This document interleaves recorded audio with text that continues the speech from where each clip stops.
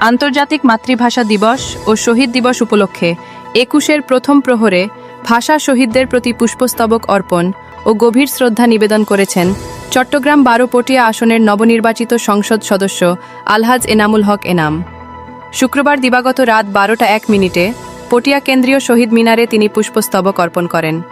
এ সময় তিনি ভাষা আন্দোলনের বীর শহীদদের আত্মার মাগফিরাত কামনা করেন এবং মাতৃভাষা বাংলার মর্যাদা রক্ষায় সবাইকে ঐক্যবদ্ধ থাকার আহ্বান জানান।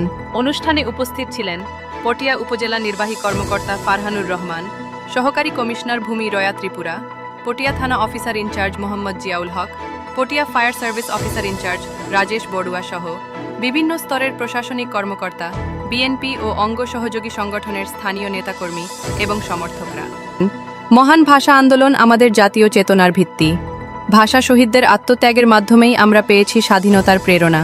তিনি নতুন প্রজন্মকে ভাষা আন্দোলনের ইতিহাস জানার এবং দেশপ্রেমে উদ্বুদ্ধ হওয়ার আহ্বান জানান।